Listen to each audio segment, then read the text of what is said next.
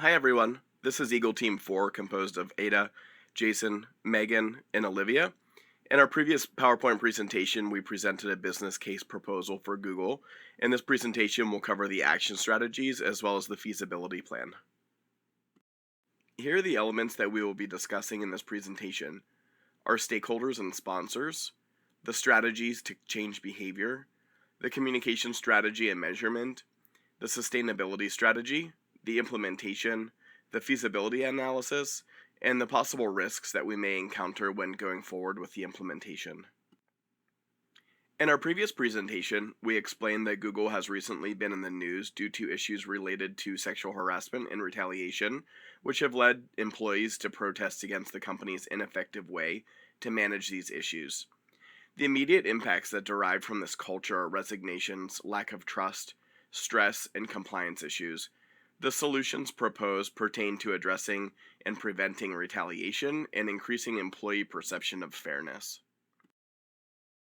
As already stated, our goal was to propose different strategies to improve Google's corporate culture. We believe that we can prevent and address retaliation through different strategies such as training. Example of training will be sexual harassment prevention, retaliation, and EEOC. Implement a thorough hiring and recruiting process to hire managers with no history of sexual harassment allegations. Revise policy and code conduct to ensure that nothing is encouraging bad behavior. We trust that we could enhance the corporate culture by increasing employees' perception of fairness, and this can be done through encouraging line managers, supervisors, and department heads to show empathy to those who report sexual harassment allegations, having consistent disciplinary action to those who have been found guilty of misconduct, and establish different mechanisms to gather employees' feedback. Our stakeholders were identified based on the fact that they will either participate in the change and or be affected by the change. Those that will be affected and participate in the change are our employees, human resources, line managers, department heads, C-suite executives, regional leaders, all with a high risk factor of 3. The outside audit will participate in the change but will not be affected by the change, so this team has a low risk factor. Google users will not participate in the change but will be affected by the positive outcome that will derive from a strong corporate culture. They also have a low risk factor. The sponsors who will be assigned the change management are human resources, department heads, line managers, and their risk factor is identified as high, while the audit team sponsorship risk factor, again, is low. So how can we change behavior? We may change stakeholders' behavior by ensuring that we set the stage for a smooth and comprehensible change process. This will be done through assessing the company readiness. As we have learned, readiness is important for a successful implementation, so it will be important for us to evaluate our sponsors' engagement, the organization's capacity, possible resistance, and the different mechanisms to evaluate and sustain the change. Next, having good communication strategies will be helpful in this process. Different channels of communication will be used to communicate with our stakeholders, and these include email, memos, meetings, focus groups, etc. It will also be important to know how often we should communicate with our different stakeholders. For some, it should be weekly. For others, it could be a monthly basis. The communication strategy will also involve reminding all employees about the sexual harassment policy and having a clear message that summarizes the project using the 5 W's. What is this change about? Why are we embarking on this journey? Who will be responsible for managing the change? How will it be implemented? And when does the project begin?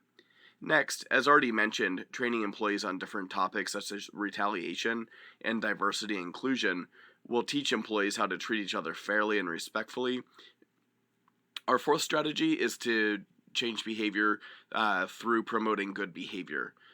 It will be important for all employees to know what type of behavior is expected from them, encourage them to police themselves, and to do the right thing in order to maintain a culture of respect free of misconduct. Thank you, Jason. This is Aida, and I will be moving forward. For the communication strategy, we will proceed as follows. Our goal is to make Google a best place to work. This goal is easy to understand, so it may stick with the employees. It will be measured by using different metrics such as employee satisfaction survey, turnover rate, and employee engagement. The objective will be to reduce the number of sexual harassment and retaliation allegations by the end of 2020. And this objective will be measured by the number of sexual harassment and retaliation claims gathered in a given period of time.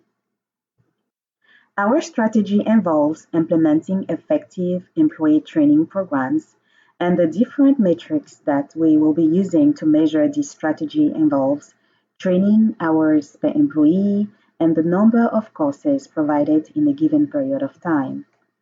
As already mentioned, our target audience includes stakeholders such as employees, line managers, and key executives. We will measure our target audience by tracking the number of people we are communicating with and also tracking the number of employees that are taking the training courses provided. The key message that we want to convey is also easy to understand, so it may stick with the employees. We want to inform employees that the change is meant to enhance the corporate culture in a way that everyone feels respected and accepted. As Jason already stated, our channels of communication will include email, memos, meetings, and will also plan to utilize the company's intranet. As we have learned, it is imperative to system the change that we are implementing. So the sustainability mechanisms that make sense for this project are ongoing communication. It will be important to have constant communication about the need for change, the different accomplishments, and updates regarding the change. Metric tracking will also help identify if Google is reaching its objective, which is to decrease misconduct allegations by the end of 2020. Reward and recognition will also be an important mechanism. This will be about recognizing departments that report decrease in sexual harassment and retaliation allegations, and also recognizing champions who are enforcing the change. Our continuous improvement mechanism will be about building on feedback received, observations, and metrics to improve the implementation process. When it comes to the implementation, we are planning to implement the project in 4 steps. The first step is to develop a strategic planning, which is about enumerating the goal, the objective, strategies, tactics to be used, and also planning the overall budget needed for the different expenses. Step 2 will be about enumerating the various tasks that we intend to complete, and these are, for instance, building a change team, assessing readiness, revising policies, and hiring procedures. The third step concerns how the change will be executed. We intend to use Scaller's 8-step change management model to ensure that the change will be effectively prepared, managed, and embraced. Step 4 will be the evaluation and monitoring process. This involves evaluating the effectiveness of our different strategies and using metrics to measure misconduct allegations over time. The implementation timeline has 3 stages. Because we are dealing with sensitive issues, we intend to start the project as soon as possible, so the kickoff date is November 1st, 2019. Stage 1, the strategic planning activities will be done immediately. Stage 2, other tasks such as assessing the company readiness and revising policies will be completed within the first 30 days. It is important to note that our timeline will be adjusted based on the different risks or concerns that we may face during the implementation process. Stage 3, we will proceed with our execution within the next 2 months after the kickoff date. Our feasibility analysis focuses on key points such as resources. Do we have the financial and human resources to undertake this project? We are anticipating that this will be a yes because we are planning to conduct a cost and benefit analysis, build a change agent team, and hire an audit team. The second key point is the assessment of the implementation process. Is it possible for us to implement this project? Yes, we can. We have already identified the different steps for the implementation, which are the strategic planning, actions, implementation, and evaluation. Another key point relates to the deliverables. These have been identified, and they include, for instance, readiness results, stakeholders affected by the change, reasons for resistance, and the various mechanisms to sustain the change. The fourth key point was to determine the best time for us to start the project, and we have agreed that the 1st of November 2019 will be the best kickoff date. Lastly, when it comes to return on investment, how can this project benefit the company? We believe that fewer or no costly separation agreements and no costly legal settlements due to sexual harassment and retaliation will be the best ROI for the company. As stated before, we are anticipating to face some risks and concerns while implementing this project. Revamping an organizational culture is about changing the status quo, so we know that stakeholders' resistance will be one of our major challenges. And we are ready to face this challenge by listening and addressing concerns related to this change. We are planning to conduct a survey and have a focus group to gather concerns. We are also anticipating that many victims of sexual harassment and retaliation will be hesitant to come forward because of trust issues. So, our objective is to convince all employees that these issues are now being addressed differently and that the company is leveraging various strategies to promote a culture free of sexual harassment and retaliation.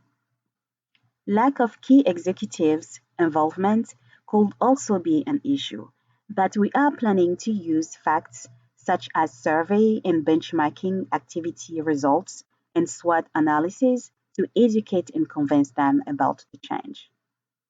It will also be problematic if the company does not have a strong succession planning process in place.